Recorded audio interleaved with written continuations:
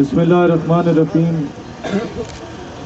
اللہم صلی علی محمد وعلی آل محمد و اہل بیت محمد و اصحاب محمد وبارک وسلم وسلم علیہ. دوستان ذی وقار،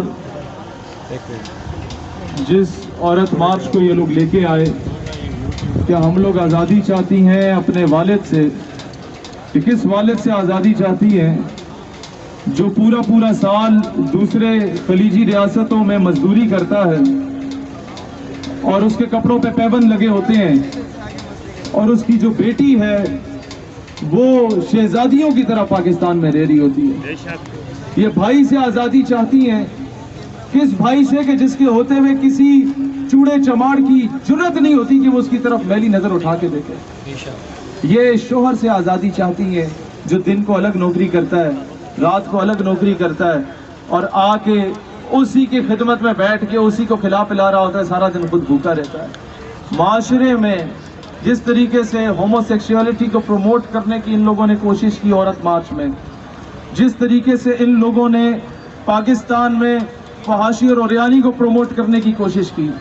میں جب مسجد وزیر خان کے باہر ایک وفاقی وزیر ناچا تھا، اس کو شٹ اپ کال دینے گیا تھا، تو تب لاہور سے پولیس آئی تھی اور جنڈ اٹک تک وہ آئے، 30-40 پولیس والے مجھے اریسٹ کرنے، اور سرکاری مدعیت میں مقدمہ درج کیا گیا، FIR درج کی گئی. یہاں پاکستان کی آئیڈیالوجی کی دھجیاں اڑائی جاتی ہیں، ریاست نے ابھی تک مقدمہ درج کیوں نہیں کیا؟ میں باقی تقریر بعد میں کروں گا. یہ انتظامیہ کے جتنے دوست ہیں، دوست کیا دوست ہی سمجھو، ان کو یہ اسی ملک کے ہیں، میں انہیں کہتا ہوں کہ آپ کو میں 10 منٹ کا الٹیمیٹم دے رہا ہوں. FIR آپ کی آتی ہے تو ویل اینڈ گڈ، ادروائز ہمارے جو نوجوان ہیں وہ آپارہ تھانے کی طرف موو کر رہے ہیں، آپ سے FIR لے کر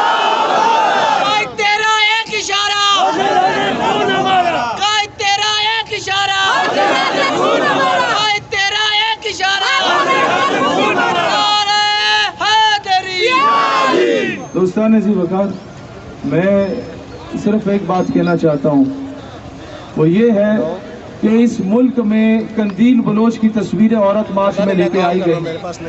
آپ مجھے یہ بتائیں کہ ایک فحاشہ کے بارے میں جب آپ ایک بات کر رہے ہیں تو دوستان ذی وقار، یہ کہا جاتا ہے ٹی وی ڈراماز میں آئیڈیلائز کر کے کہ وہ ماں باپ کا پیٹ پال رہی تھی.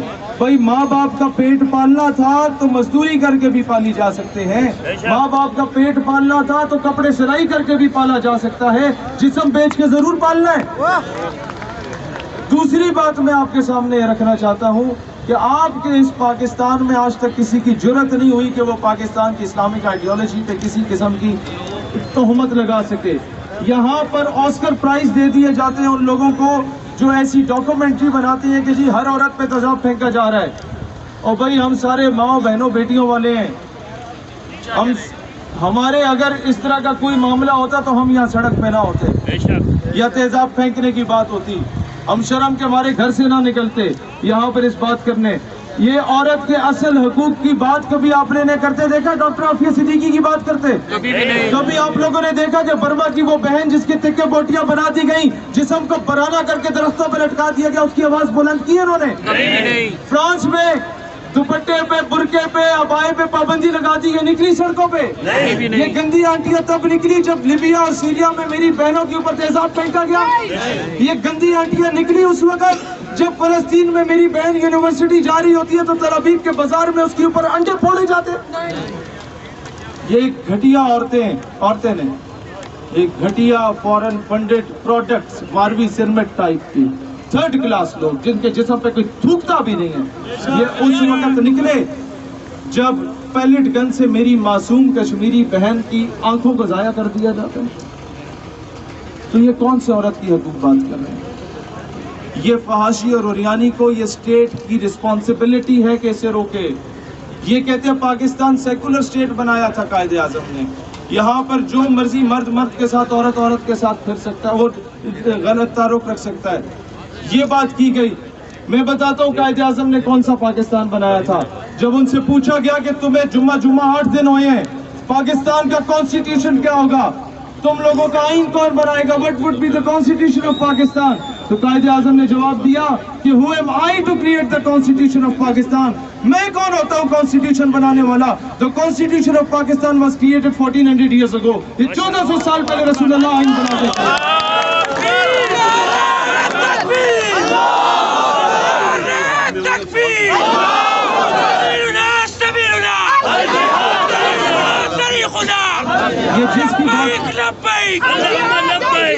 یہ جس چیز کی بات کرتے ہیں کہ ہمیں یہاں پر رائٹس نہیں دیے جا رہے، زبردستی جناب ہمیں روکا جا رہا ہے، گھر سے نکلنا نہیں دیا جا رہا، بکواس کرتے ہیں.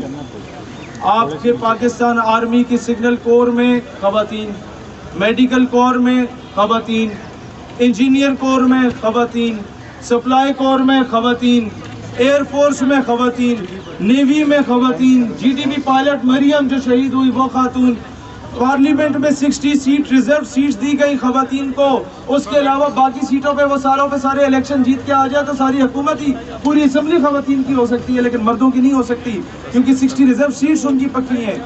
پھر اسپیکر قومی اسمبلی پہ حمیدہ مرزا کو بنایا گیا، خاتون تھی. بے نظیر بھٹو کو وزیر اعظم بنایا گیا، خاتون تھی. عرفہ کریم اس قوم کی بیٹی ہے، عافیہ صدیقی اس قوم کی بیٹی ہے، اس کے ساتھ ظلم ہوا یہ نہیں بولی.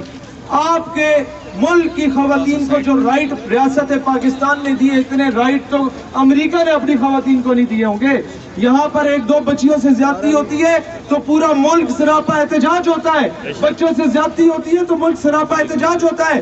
ہم زبردستی گریبان پکڑ کے قانون بنوا لیتے ہیں MNS سے کہ ان کو نامرد کر دو یا سزا پھانسی دو. امریکہ میں جب یہ کام ہوتا ہے تو ان کا جج کہتا ہے، وہ 3rd کلاس جج کہتا ہے امریکی یا برطانیہ کا، کہ جناب یہ اس کی ہیومن نیڈ تھی، یہ اگر عورت کے ساتھ زیادتی نہ کرتا تو مر جاتا بیچارہ. اس حد تک شیمفل قسم کی یہ 3rd کلاس گورنمنٹ سے ان لوگوں کی. آپ لوگ خوش نصیب ہو کہ پاکستان میں پیدا ہوئے ہو. بی جے پی میں نے معصوم کشمیری 6-7 سال کی بچی کے ساتھ زیادتی کی، تو جب اس زیادتی کرنے والوں کو گرفتار کیا گیا تو پورے بھارت میں بی جے پی بھارتیہ جنتا پارٹی سڑکوں پہ نکل آئی، اس ریپسٹ، اس ملون کے اس کے حق میں نکل آئی کہ جناب اس کو رہا کیا جائے. یہ پاکستان ہے جس نے آپ کو رائٹس دیے، یہ پاکستان ہے جس نے آپ کو حقوق دیے.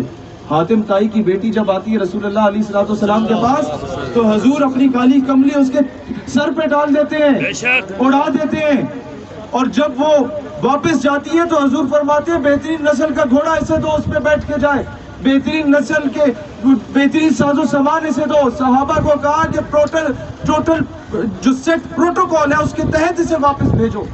جب وہ واپس جاتی ہے تو اس کا بھائی میان سے تلوار نکال لیتا ہے کہ مسلمانوں نے کیا کیا تمہارے ساتھ. اس نے کہا رک جاؤ، I would have been converted to Islam، میں مسلمان ہو جاندی، but I came here to take you along with me کہ تو بھی مسلمان ہو جا، میں تینوں بھی لینا آئی ہوں.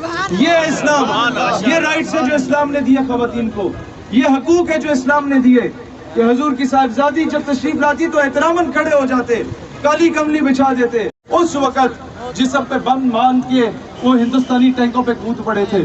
ہم نے اس قوم کو بتایا کہ اس وقت ایوب کی کال پہ ایک پٹھان اٹھ کے بولتا تھا کہ جناب ایک مارچ 23 کا منظر تھا، یہ 6 ستمبر کیسا ہے، اے ہندوستان کے خیبر بول یہ پنجہ حیدر کیسا ہے. یہ پوچھنے والا کون تھا اس وقت؟ آج بھی KPK کے در و دیوار سے آتی ہے صدا کہ جناب ہندوستان والوں کا لراشفوں پہ خبر خوشبو ذرا. یہ بات کرنے والا ہم نے بتایا کہ وہ سندھی جو ہے وہ سندھی بعد میں محمد بن قاسم کا وارث پہلے ہے. ہم نے بتایا کہ جناب اس ملک کا شہری خود کو پاکستانی سمجھتا ہے تو اسلام کی نسبت سے سمجھتا ہے. Because it's the only homeland after Medina Pak which was made on the name of Islam. ہم نے اس ملک کو تقسیم ہونے سے بچایا، ہم نے ایک اور بنگلہ دیش بننے سے بچایا، ہم نے اس ملک کے شہریوں کو جوڑ کے رکھا، ہم نے اس ملک میں فرقہ واریت کے خاتمے کے لیے کردار ادا کیا. اور اس کے بعد نتیجہ کیا نکلتا ہے کہ اس پرامن شہریوں پہ یہاں وہ جماعت میرے ساتھ کھڑی ہے جو پاکستان بننے سے پہلے کی موجود تھی، ان لوگوں پہ، معصوم شہریوں پہ، اس نظریے کا دفاع کرنے والوں پہ جب ان پہ FIR کاٹی جاتی ہے کہ یہ پاکستان کے حق میں نکلے اور ان فاحشہ پہ FIR نہیں کاٹی جاتی، یہ قابل برداشت نہیں ہے. ہمارے سینئر ساتھی ہیں جو مرکزی خطاب کریں گے، اس کے بعد یہ 10-15 منٹ کا الٹیمیٹم ختم ہے. میں پوچھوں گا ان سے ایف آئی آر کی کاپی آئی ہے یا میں موو کروں ادھر تھانے کی طرف، وہاں سے تم سے لے کے آتا ہوں. ہم آپ کے ساتھ ہیں.